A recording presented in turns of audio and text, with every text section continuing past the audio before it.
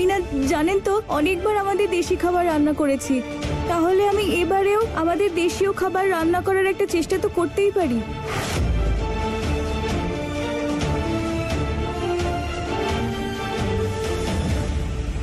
তুমি বৌমা, এত কম সময় এত কিছু হয়ে যাবে?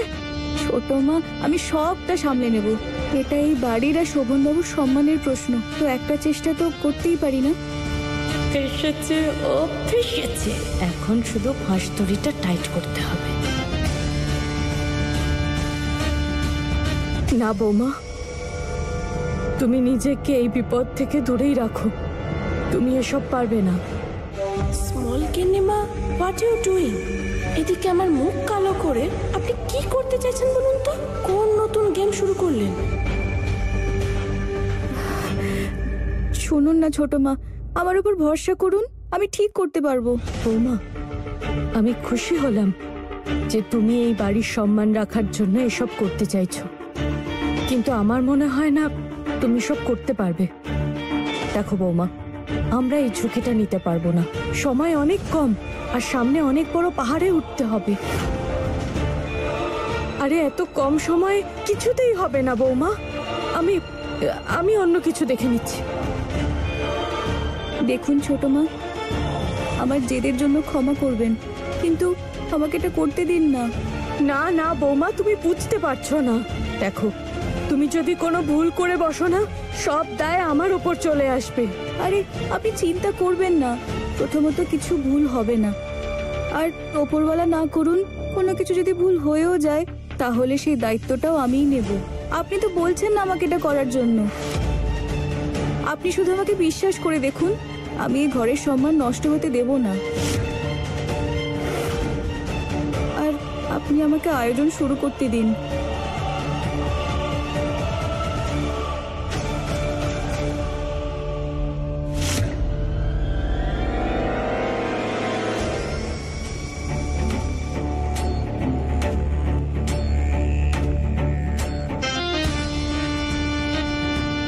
মুছে নে, উনুন থেকে বেরোনো কয়লা টুকরো মনে হচ্ছে।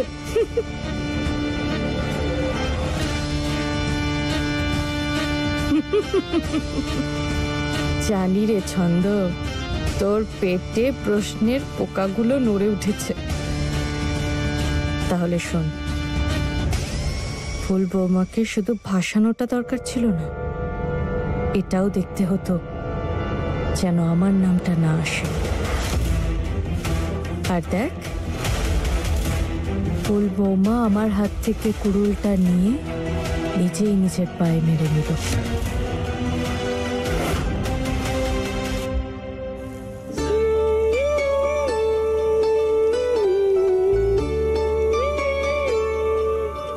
আরে আমি তো ফোন করতেই ভুলে গেলাম।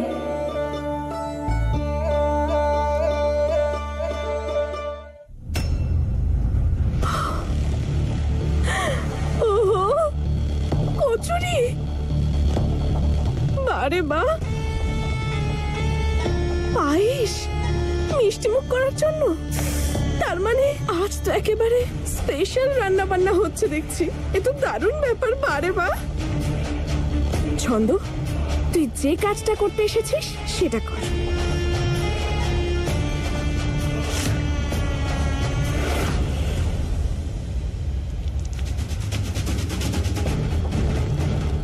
পায়েসের মধ্যে ছন্দ দিল লেবু।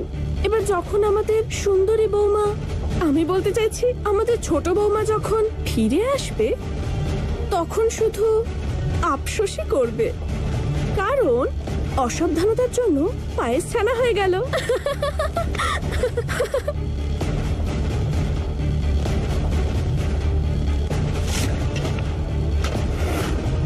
আর এই হলো গুঁড়ো লঙ্কা। এবার খাবারগুলো হলো একেবারে টেস্টি, আমি বলতে চাইছি একেবারে ঝাল।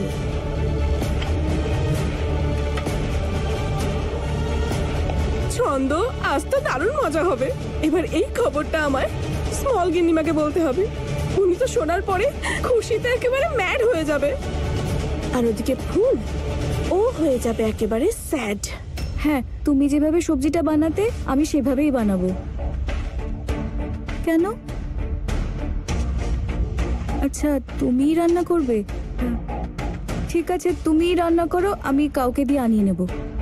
আচ্ছা, আমি এখন রাখছি, আমার অনেক কাজ আছে, ঘরও সাজানো বাকি।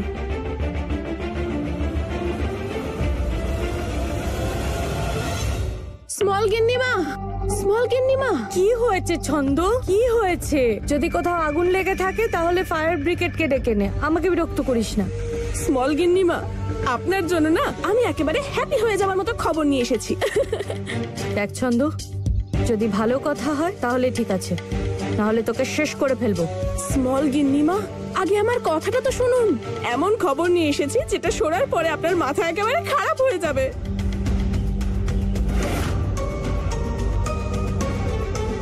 মা ঠাকুরন কত হয়েছে? হে উপরওয়ালা, ক্ষমা করবেন আমাকে। না না, এত ভালো খবরও আমি আনিনি। আমি তো শুধু আপনাকে এটা বলতে এসেছিলাম যে ফুলকে ফেলার জন্য আপনি যে গর্তটা খুলেছিলেন না, আমি ওকে সেখানে ধাক্কা মেরে দিয়ে এসেছি। বেচারি ফুল এত কষ্ট করে মাথার ঘাম ফেলে কিচেনে কুকিং করছে। ও কি করে জানবে যে ও যেগুলো রান্না করছে সেগুলো মানুষের খাবার যোগ্য তো দূরের কথা, পশু পাখিরও খাওয়ার যোগ্য নয়। এই না হলে কথা ছন্দ, এটাকেই তো বলে এক ঢিলে দুটো পাখি শিকার করা। এবার জমবে মজা। এবার একদিকে হবে ওই ফুলের এই বাড়ি থেকে বিদায়, আর অন্যদিকে শোভন বাবার হাত থেকে ওই বিদেশি পার্টির বিদায়। শত্রুদের নাম নেওয়াই উচিত না।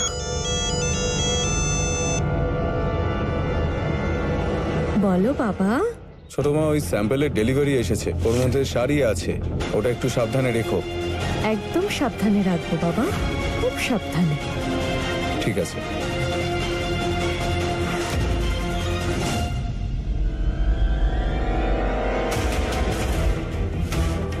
নে ছন্দ, এবার তো দেখছি এক ঢিলে 3 শিকার হবে।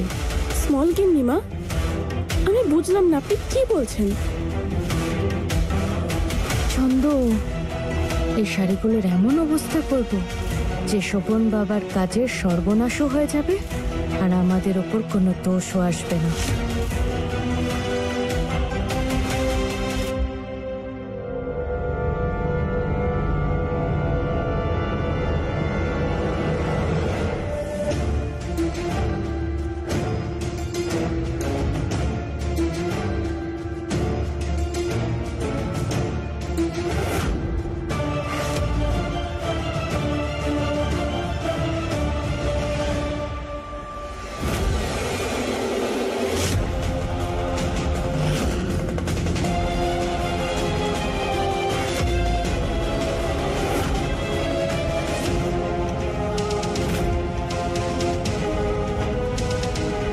হে ঈশ্বর, এসব কি হলো?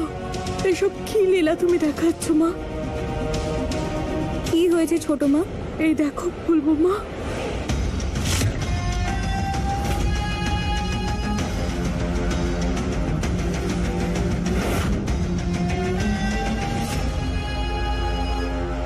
শোভন বাবা ওই বিদেশিদের দেখানোর জন্য এই স্যাম্পলগুলো পাঠিয়েছিল, তাই আমি ঠাকুরের সিংহাসনে এটা রেখেছিলাম আশীর্বাদ নেওয়ার জন্য।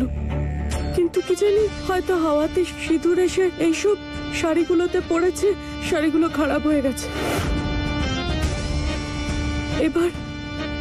এবার শোভন বাবা কি করবে? আরে ওই বিদেশিদের কি দেখাবে? সমস্যা তো শেষ হওয়ার নামই নিচ্ছে না।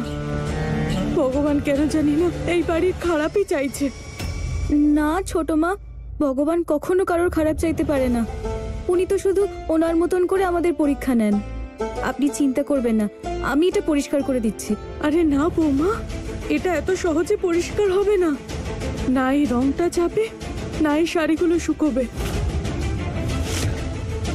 আমার তো মনে হয় শোভন বাবাকে বলে দেওয়া উচিত। না না ছোট মা, ওনাকে বলার দরকার নেই, আমাকে দিন, আমি করে দিচ্ছি। আশীর্বাদ দিন। যেটা তোমার ঠিক মনে হয় বৌমা।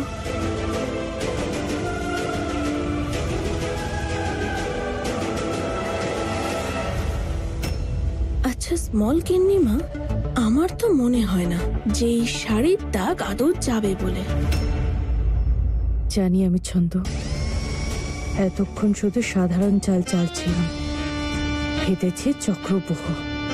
এটাই ও প্রবেশ তো করেছে, কিন্তু বাইরে বেরোতে প্রাণ বেরিয়ে যাবে।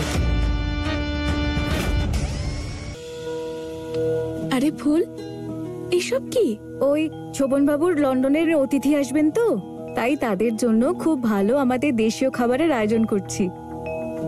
ওদেরও তো দেখা দরকার আমাদের খাবারের স্বাদ।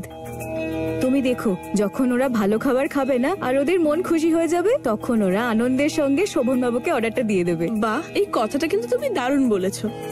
আমি বরং একটা কাজ করি, তোমাকে একটু আটা মেখে দিই। হ্যাঁ হ্যাঁ দাদা বলুন, আপনাকে যে অর্ডারটা দিয়েছিলাম গয়নার, সেটা যত তাড়াতাড়ি সম্ভব পাঠিয়ে দিন বাড়িতে। আসলে শোভনের কিছু অতিথি আসছে আজকে বাড়িতে, তাই আমিও আজকে স্পেশাল ভাবে সাজতে চাই। হ্যাঁ রাখছি।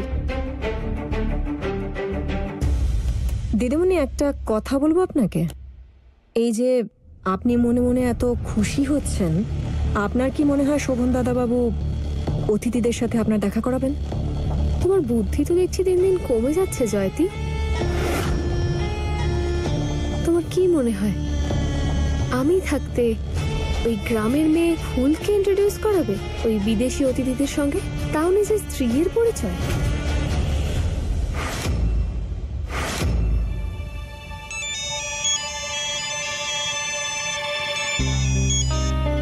হ্যাঁ মা বলো।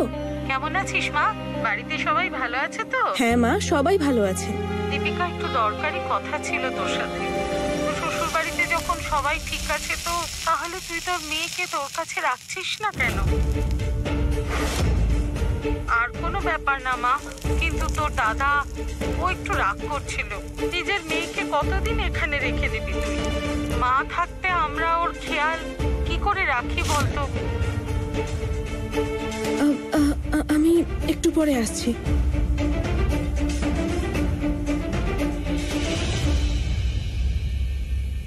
এই দীপিকা দিদির হলোটা কি? এত চিন্তিত লাগছে। এমন কি বললো দীপিকা দিদির মা? তাহলে তুই তোর মেয়েকে তোর কাছে রাখছিস না কেন? কিন্তু তোর দাদা ও একটু রাগ করছিল। নিজের মেয়েকে কতদিন এখানে রেখে দিবি তুই?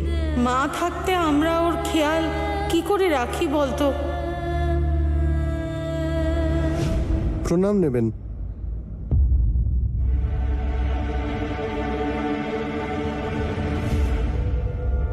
বেচারা ভুল বৌমা, কি অদ্ভুত ব্যাপার বল।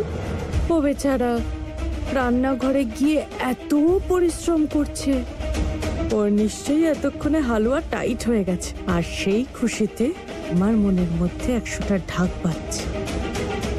আরে আমার পেটের ভেতর কেমন কেমন হচ্ছে। শোভন বাবা তো নিজের বিদেশি অতিথিদের জন্য ইংরেজদের মতো ঝাল মশলা ছাড়া রান্না আশা করে বসে আছে, আর এখানে ওর বউ কি দেশি ঝাল মশলাওয়ালা রান্না করছে।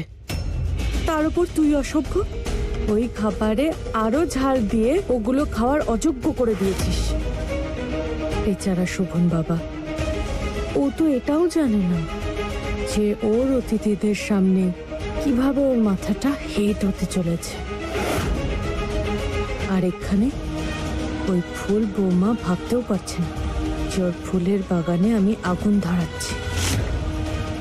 আর বাড়ির সবাই মিলে আজ ওর ক্লাস নিতে চলেছে ওই অশিক্ষিত বোকা মেয়েটার। আর আসল মজা তো তখন হবে যখন শোভন দাদাবাবু রাগে লাল হয়ে যাবে। মা মা ফুলের এত বড় ক্ষতি করতে চাইছেন, আর ও তো কিছুই জানে না যে ওকে নিয়ে কত বড় ষড়যন্ত্র হচ্ছে। না না, আমায় ওকে সাবধান করতেই হবে। ফুল দাঁড়াও, ওটা বানিও না ওতে মা।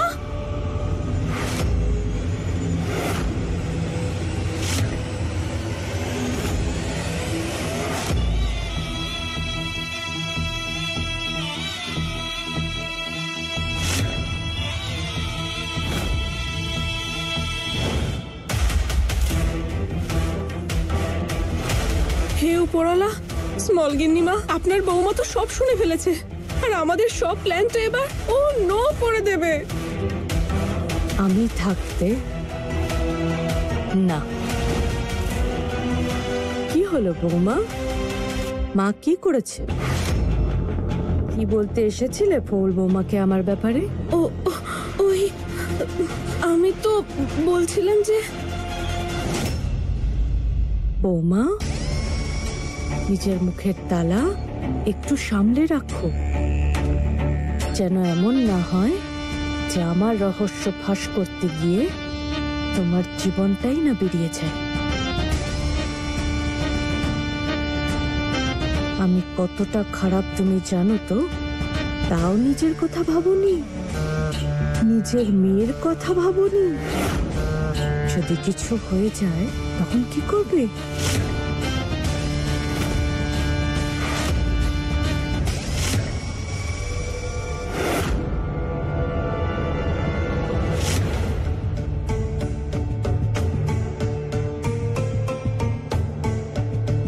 কোথায় ছিলে তুমি বৌমা? আমি তো শুধু দেখতে এসেছিলাম, দায়িত্ব তো তুমি নিয়ে নিয়েছো, কিন্তু সবকিছু ঠিক করে করতে পারছো কিনা। কিন্তু তোমার হাত তো একদম পাকা বৌমা, ভগবান তোমায় সফল করুক। আরে দীপিকা বৌমা, আমাকে দেখাও তো বিকেল বেলা কি পরবে। চলো আমার সাথে, তুমি করতে থাকো।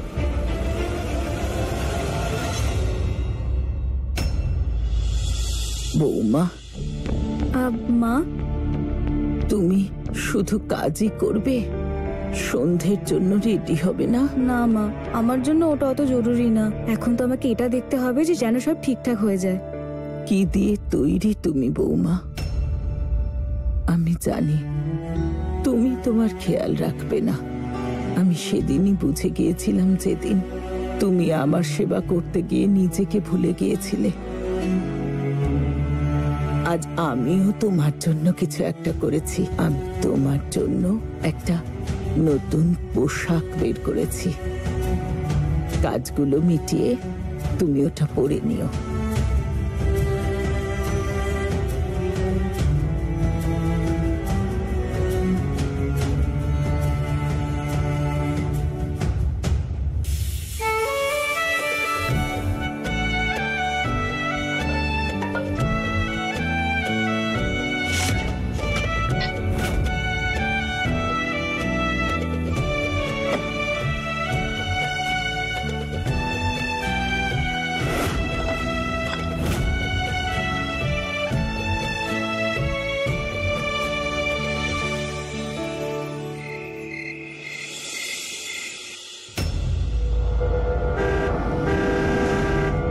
মনে হচ্ছে শোভনবাবু চলে এসেছেন।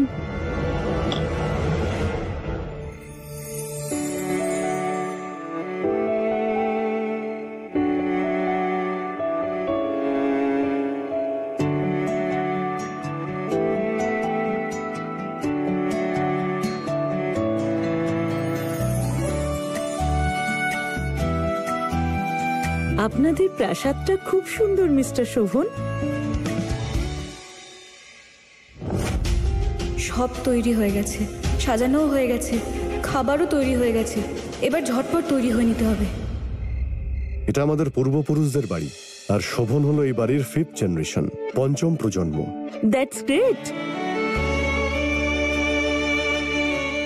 মিস্টার মিত্তল, আমরা আমাদের কাজ নিয়ে ততটাই গর্ব করি যতটা বংশ নিয়ে। আর আই এম শিওর আমরা আপনাদের আশা নিশ্চয়ই পূরণ করব। এই বিজনেসটা একটা সম্পর্কের সূচনা করলো, এখনো অনেক দূর যেতে হবে। ও, এ বিষয়ে আমার সত্যি কোনো সন্দেহ নেই মিস্টার শোভন। ওয়েল, রাজস্থানে অতিথিদের ভালো আপ্যায়ন করা হয় এরকম অনেক গল্প শুনে এসেছি আমরা, বাট এখন মনে হচ্ছে সেসব সত্যিই ছিল। আপনারা চাইলেই আমাদের জন্য এয়ারপোর্টে কার পাঠাতে পারতেন, কিন্তু আপনারা পার্সোনালি আমাদের নিতে গেলেন। আমাদের বেশ ভালো লাগলো এতে। Thank you, and I hope এই সন্ধ্যাটা আপনাদের জন্য স্মরণীয় হয়ে থাকবে। কেমন, চলুন।